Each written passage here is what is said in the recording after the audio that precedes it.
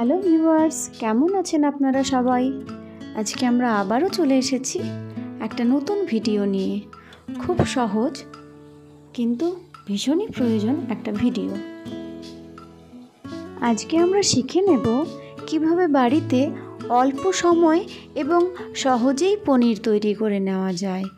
তো আমরা পনির তৈরির জন্য নিয়ে নিয়েছি দুধ।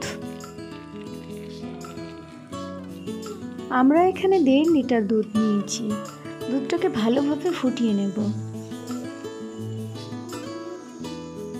দুধ ভালোভাবে ফুটে গেলে গ্যাস বন্ধ করে দেব এবং একটা বাটিতে আমি পাতিলেবুর রস করে রেখেছি।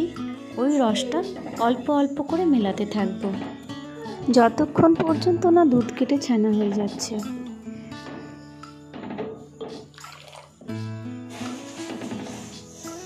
আগুন নিভিয়ে দিয়ে ছানা বানালে সেই ছানা ভীষণই সফট হয়। অনেক সময় আমরা বাজার থেকে যে পনির কিনে আনি সেগুলো শক্ত থাকে, বাসি থাকে, কিন্তু বাড়িতেই যদি আমরা এভাবে বানিয়ে নেই তাহলে একেবারে টাটকা আর ভীষণ সুস্বাদু আমরা ছানা হোক পনির হোক সেটা পেতে পারি।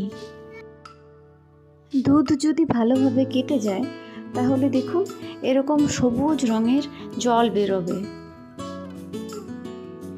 এবার ছানাগুলোকে ছেঁকে নিয়ে নেব এবং ছানার যে অতিরিক্ত জল সেগুলোও বের করে দেব। আমি একটি পাতলা কাপড় দিয়ে, সাদা রঙের কাপড় দিয়ে ছেঁকে নিচ্ছি। আপনারা চাইলে ছাঁকনি দিয়েও ছেঁকে নিতে পারেন। এইভাবে ছানা বানালে খুব সুন্দর মিষ্টিও তৈরি করা যাবে। এইভাবে আমি ছানা থেকে অতিরিক্ত জলগুলো নিংড়ে নিচ্ছি।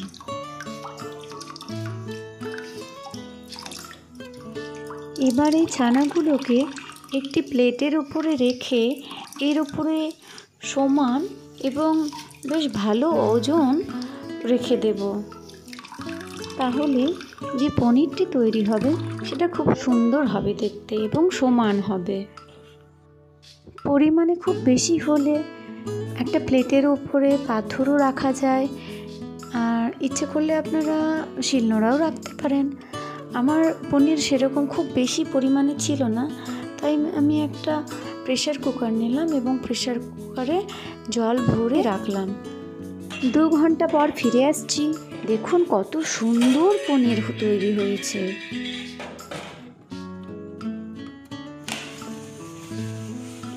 এবার আমি পনিরটিকে টুকরো টুকরো করে কেটে নেব। এভাবে বাড়িতে পনির বানালে বাচ্চারাও কিন্তু খেতে খুব ভালোবাসবে।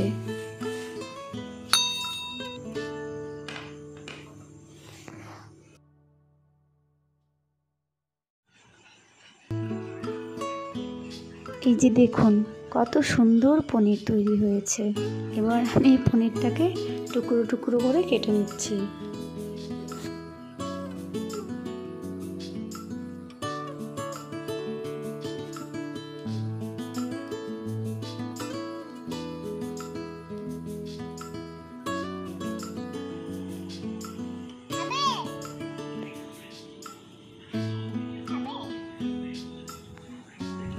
এই যে শুনুন, চলে এসেছি। আমার মেয়ে পনির খেতে চাইছে। খুব সহজেই তৈরি হয়ে গেল না বাড়িতেই পনির। এতক্ষণ থেকে যারা আমাদের সাথে ছিলেন তাদের অসংখ্য অসংখ্য ধন্যবাদ।